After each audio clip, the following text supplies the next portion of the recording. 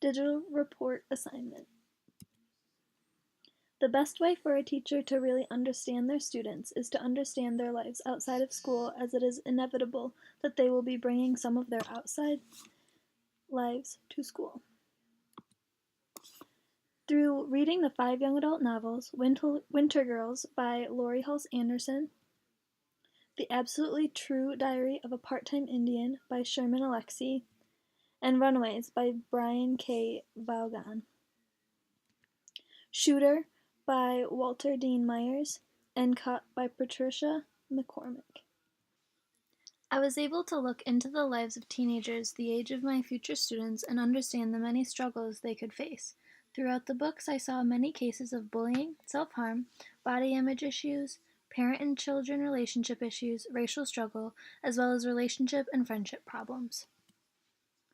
In all the novels I read, there was the presence of changes in physical development that impacted teens.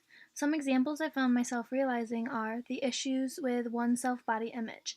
As teens get older, there is a sort of body image they tend to strive for. Girls try, sometimes with dangerous ways, to be skinny because society says that that is what is beautiful. Boys try to get muscular, usually getting into sports, because if you aren't muscular and tough and part of some type of group, you become an outsider, and that isn't cool. There is also the changing of one's body during this time for teenagers. This happens for individuals at different times, so there is always struggle for both guys and girls as far as puberty goes. By understanding the pressures teens put themselves under and the lengths some students will go in an attempt to become what society deems as cool, teachers can keep an eye on students for signs of body image issues that have gone to dangerous lengths, leading to anorexia or bulimia. They can also understand why students may act certain ways or even dress certain ways in order to compensate for the feeling of less than perfect. There was also many ways that teens developed cognitively, both in regards to school and generally. Being intelligent in school becomes sort of less cool. Students prioritize their social lives and any problems they may be facing over school. Their decision-making gets clouded by their desire to fit in many cases, their attempts to avoid being bullied. Students become more independent and typically try to solve their problems themselves. They begin to become less reliant on adults in their lives, often causing divides between them and their parents. As a teacher, you're directly affected by these changes because your attempts to get students to temporarily forget all about their outside drama for the duration of your class may seem almost impossible. You should understand that students have brought things other than the knowledge about your subject into class, and you have to somehow dig past all of that to help your students learn. The other type of development that occurs for teens is social, emotional, and moral development. Teens begin to struggle as they attempt to find their place in school, maybe develop a friend group that is safe from bullying and judgment. Many teens begin to drop their old friends for newer, seemingly cooler friends.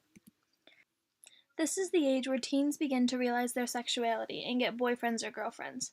This brings in a whole new addition of drama to teens' lives as they try to have a relationship and balance friends and family and school. Family issues also tend to become more prevalent for teenagers due to their desire for independence and tendency to sort of shut parents out. With the realization of all of these changes for students, teachers are able to look at potential reasons for a student's bad mood or poor performance in class.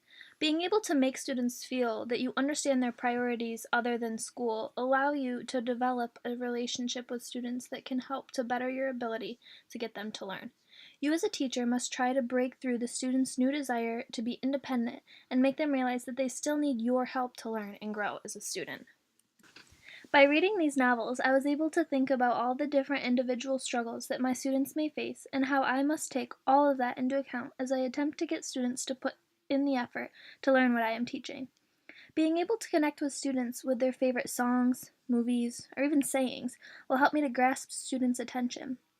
I'll have to use these current trends to keep my students engaged while I present the content that I will need them to learn.